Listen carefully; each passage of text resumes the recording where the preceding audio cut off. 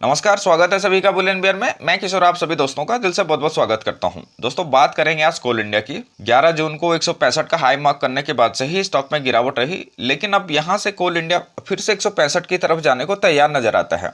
तो दोस्तों, इस वीडियो में कोल इंडिया पर डिटेल में डिस्कशन करेंगे। कोल इंडिया को 165 की तरफ जाने में कौन से लेवल पर रेजिस्टेंस फेस करना पड़ सकता है, और अगर मार्केट में गिरावट आती है, करेक्शन आती है, तो कोल इंडिया पर गिरावट का कितना असर पड़ेगा, कहां तक स्टॉक के सपोर्ट लेवल नजर आते हैं। प्राइस एक्शन के जरिए कोल इंडिया के सपोर्ट और रेजिस्टेंस लेवल डिस्कस करेंगे।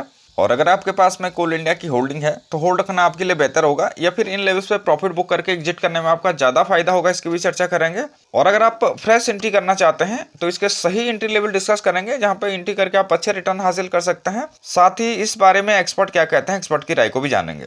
तो दोस्तों, इसके अलावा और भी ढेर सारी कंपनी इंफॉर्मेशन कम से कम समय में आप तक पहुंचेगी, तो वीडियो में आप आखिर तक बने रहें। और फर्स्ट टाइम आपने चैनल को विजिट किया है तो प्लीज सब्सक्राइब करके बेल आइकन को प्रेस कीजिए, ताकि नोटिफिकेशन आपको टाइमली मिल सके। वीडियो पसंद आए तो लाइक करके इनकरेज जरूर कीजिए। और अगर आप free demat trading account open करना चाहते हैं तो लिंक डिस्क्रिप्शन में है, लिंक से अकाउंट ओपन करके आप हमारे सपोर्ट ग्रुप को फ्री ऑफ कॉस्ट ज्वाइन कर सकते हैं। तो दोस्तों, वापस आ जाते हैं कोल इंडिया के डिस्कशन पे, और सबसे पहले मंथली चार्ट पे कोल इंडिया के प्राइस बिहेवियर को देखते हैं। मंथली चार्ट यानी कि एक कैंडल यहाँ पे एक मंथ को रिप्रेजेंट करती है। तो नवंबर 2010 में स्टॉक एक्सचेंज में यहाँ पे 291 के प्राइस के आसपास में लिस्ट हुआ था। शुरुआती 5-6 महीनों में कोल इंडिया में जबरदस्त तेजी रही। मई 2011 में स्टॉक ने 422 रुपए 35 पैसे का हाई मार्क किया, लेकिन यहां से कोल इंडिया में गिरावट रही, लगातार गिरावट रही। अगस्त 2013 को कोल इंडिया ने 238 रुपए 20 पैसे का लो मार्क किया। यहाँ पर स्टॉक लगभग 6-7 महीनों तक कंसोलिडेट करता नजर आया। यहाँ पर स्टॉक में एक रेंज में ट्रेडिंग होती रही। कोल इंडिया 240 से लेके 300-310 के बीच में यहाँ पे ऊपर नीचे करता रहा, लेकिन यहाँ पे स्टॉक ने अपना अच्छा बेस तैयार किया और यहाँ से आगे का सफर शुरू किया। अगस्त 2015 में कोल इंडिया ने 447 रुपए 10 पैसे का हाई मार्क किया, लेकिन इन स्तरों पे स्टॉक यहाँ पे सस्टेन नहीं कर पाया है। यहाँ से स्टॉक में लंबी गिरावट जारी रही। अगस्त सितंबर 2017 में कोल इंडिया ने 240 पे फिर से यहाँ से सपोर्ट लेकर बाउंस बैक करने की कोशिश की, लेकिन 300 तक पहुंचने में ही केवल यहाँ पे कामयाब रहा।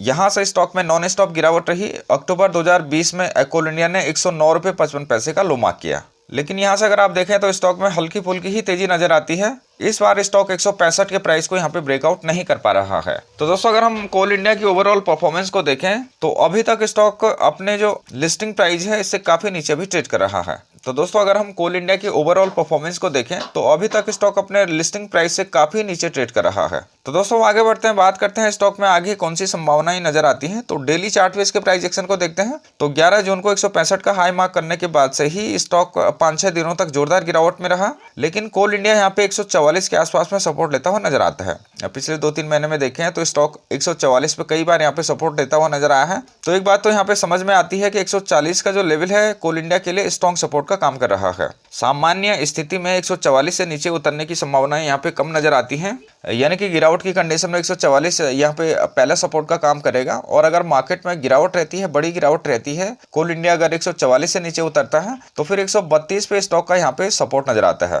तो दोस्तों, अब यहाँ से स्टॉक 165 की तरफ जाने की पूरी कोशिश करेगा। 165 की तरफ बढ़ने में स्टॉक को यहाँ पे रेजिस्टेंस पे फेस करने पड़ेंगे। बात करें पहले रेजिस्टेंस की तो 155 का लेवल यहाँ पे पहले रेजिस्टेंस के तौर पे समझ में आता है, यानी कि 155 पे स्टॉक को पहला रेजिस्टेंस फेस करना पड़ेगा। और 155 का लेवल अगर यहाँ पे ब्रेकआउट होता है तो फिर 165 पे स्टॉक को रेजिस्टेंस फेस करना पड़ेगा, यानी कि दूसरा रेजिस्टेंस लेवल इसका 165 का होगा। तो दोस्तों, अगर आप कोल इंडिया में फ्रेश एंट्री करना चाहते हैं तो इन लेवलों पे भी स्टॉक में एंट्री की जा सकती है। 165 के टारगेट के लिए 142 या 143 के स्टॉप लॉस के साथ में। और अगर आपके पास में कोल इंडिया की होल्डिंग है तो आप यहाँ पे होल्ड करके चल सकते हैं, क्योंकि रिटर्न तो इतने खास कोल इंडिया में मिलते नहीं हैं, लेकिन डिविडेंड कोल इंडिया अच्छा ऑफर करता है। कोल इंडिया पर अगर हम इंडिकेटर को देखें, बात करें RSI की, तो स्टॉक यहाँ पे ओवरसोल्ड जोन से ऊपर निकलता हुआ नजर आता है, लेकिन विलियम परसेंटेज में स्टॉक अभी भी ओवरसोल्ड जोन में है। RSI का लेवल यहाँ पे 48 कैलकुलेट होकर आता है, विलियम परसेंटेज का लेवल यहाँ पे -77 कैलकुलेट होकर आता है। बात करें मूविंग एवरेज की तो 50 डेज के मूविंग एवरेज का लेवल यहाँ पे 145 कैलकुलेट होकर आता है। 100 डेज के मूविंग एवरेज का लेवल यहाँ पे 141 और 200 डेज के मूविंग एवरेज का लेवल यहाँ पे 134 कैलकुलेट होकर आता है। तो स्टॉक अभी यहाँ पे 50 डेज के मूविंग एवरेज के आसपास में सपोर्ट देता हुआ नजर आता है। तो दोस्तों, अगर आप लॉन्ग टर्म इन्वेस्टमेंट के लिए कोल इंडिया को देखते हैं तो इसमें इन्वेस्टमेंट चेकलिस्ट और एनालिस्ट रेटिंग के साथ साथ में कंपनी के फंडामेंटल को देखते हैं। बात करें इन्वेस्टमेंट चेकलिस्ट और एनालिस्ट रेटिंग की तो टिकट.in पर आप देख सकते हैं 25 एनालिस्ट यहाँ पे स्टॉक को कवर कर रहे हैं और 72% एनालिस्ट मानते हैं कि स्टॉक में बाय किया जा सकता है, यानी कि मैच्योरिटी एनालिस्ट मानते हैं कि स्टॉक में बाय किया जा सकता है। लेकिन अगर हम इन्वेस्टमेंट चेकलिस्ट को देखते हैं तो यहाँ पे 5 में से 5 पैरामीटर ग्रीन सिग्नल देते हैं। बात करें इंट्रिंसिक वैल्यू की, तो जो भी प्राइस चल रहा है वो कंपनी की इंट्रिंसिक वैल्यू से कम है।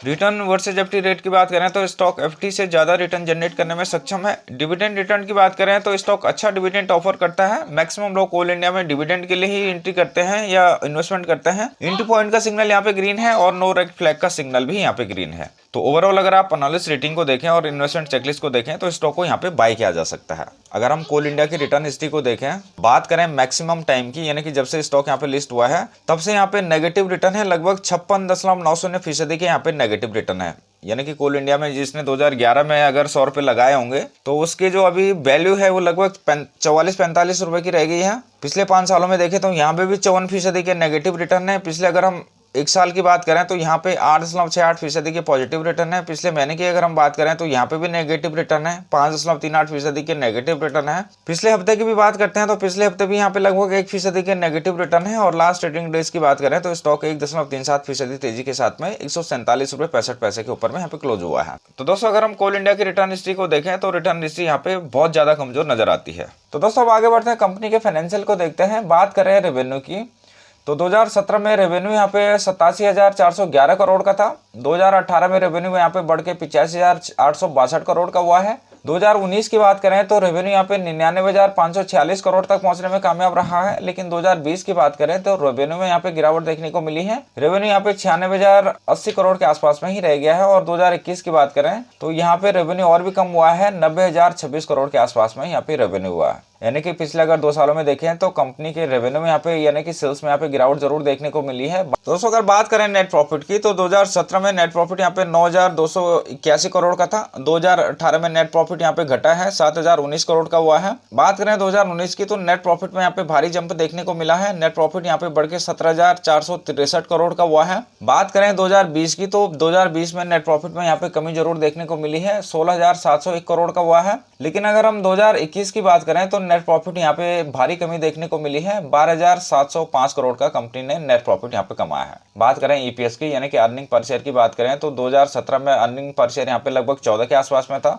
2018 में ये घट के 11 के आसपास में हुआ है। लेकिन 2019 में इसमें काफी जंप देखने को मिला है, ईपीएस लगभग 28 के आसपास में यहाँ पे हुआ है। 2020 की बात करें तो ईपीएस यहाँ पे 27 का था और 2021 की बात करें तो ईपीएस में भी यहाँ पे गिरावट देखने को मिली है। ईपीएस यहाँ पे 20.16 का रह गया है। तो ईपीएस में भी, नेट प्रॉफिट में भी और रेवेन्यू में भी पिछले 1-2 साल से देखें तो स्टॉक में गिरावट देखने को मिलती है। कंपनी की अगर हम बैलेंस शीट देखें, बात करें रिजर्व एंड सरप्लस की तो मार्च 2017 में कंपनी के पास में लगभग 18,310 करोड़ का रिजर्व एंड सरप्लस था, जो कि अभी बढ़ के यानी कि मार्च 2021 में बढ़ के 30,354 करोड़ के आसपास में हुआ है। तो कंपनी के पास में रिजर्व एंड सरप्लस की यहाँ पे कोई कमी नजर नहीं आती है।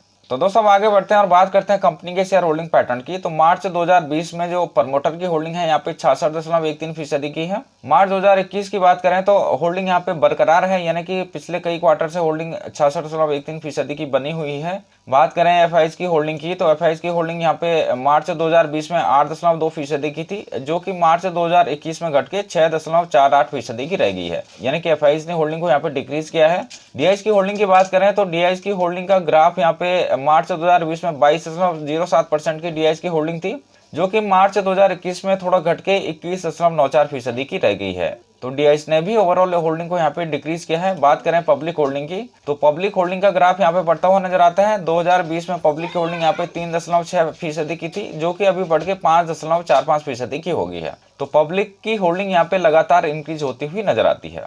तो दोस्तों अगर हम कोल इंडिया में लास्ट ट्रेडिंग डेज में हुए कारोबार की स्थिति को देखें तो यहाँ पे टोटल क्वांटिटी लगभग 28 लाख की क्वांटिटी यहाँ पे ट्रेड हुई है, जिसमें से कि 6,60,000 की यहाँ पे डिलीवरी उठाई गई है। परसेंटेज में बात करें तो 23.5% के आसपास में यहाँ पे डिलीवरी उठाई नजर आती है, जो कि एवरेज डिलीवरी उठाई हुई ही यहाँ पे नजर आती है। तो दोस्तों ये थी कुछ डिटेल कोल इंडिया के बारे में। उम्मीद करता हूँ डेटा आपको पसंद आया होगा, तो प्लीज लाइक सब्सक्राइब करके इनकरेज जरूर कीजिए। साथ ही अगर आप free demat trading account open करना चाहते हैं तो लिंक डिस्क्रिप्शन है, लिंक से अकाउंट ओपन करके आप हमारे सपोर्ट ग्रुप को ज्वाइन कर सकते हैं फ्री ऑफ कॉस्ट। तो दोस्तों इस वीडियो में इतना ही, फिर मिलता हूँ, तब तक के लिए नमस्कार, जय हिंद।